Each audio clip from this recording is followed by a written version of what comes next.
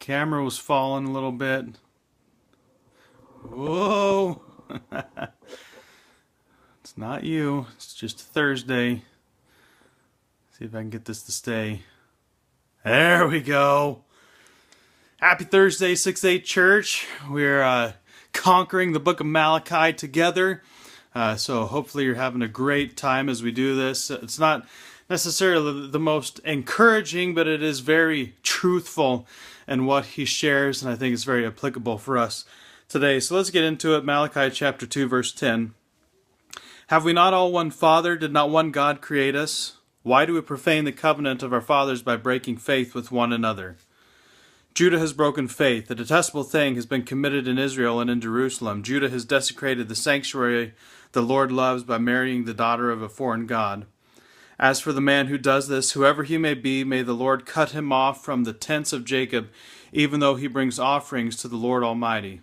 Another thing you do, you flood the Lord's altar with tears. You weep and wail because he no longer pays attention to your offerings or accepts them with pleasure from your hands. And you ask why? But it's because the Lord is acting as a witness between you and the wife of your youth, because you have broken faith with her, though she is your partner, the wife of your marriage covenant. Has not the Lord made them one, in flesh and in spirit? They are his. And why one? Because he was seeking godly offspring. So guard yourself and your spirit, and do not break faith with the wife of your youth.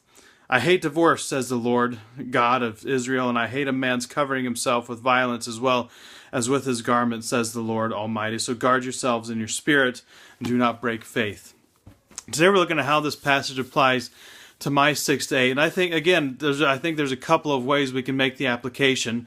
First, by having a God-honoring marriage. So if you're married, and you have 6 to 8 people that you're kind of doing life with, if there are people around you that are watching your marriage, the way you do your marriage is going to be a witness to how you are committed to God as well. So make sure that you are honoring God in your marriage, especially when you are around those 6 to 8 people. Another way, God says in there he's wanting to raise godly offspring. He's wanting to raise godly children through the institution of biblical marriage. And so one of the ways that we can help reach those 6 to 8 people God has put in our life is by doing our best to raise godly children, and as they grow up and we do our best to raise them. Not going to do perfect. We're going to make mistakes, but we're doing our best to raise godly children, and our children grow up to honor God with their lives, and that also is a testimony and a witness to God, and that's something that will carry on through that. But one last thing I think is, just the idea of commitments. We've talked about all week since Sunday, the idea of fulfilling your commitments. Live up to your commitments. And we're going to talk more about this tomorrow, a little bit more when it comes to my world. But make sure if you make a commitment to someone in your 6 to 8 that you live up to it. Don't break a commitment to your 6 to 8. And also, make sure that they see you fulfilling your commitments, even if it's, and probably especially if it's a hard thing to do, because that will give credence to your testimony, to your witness to them.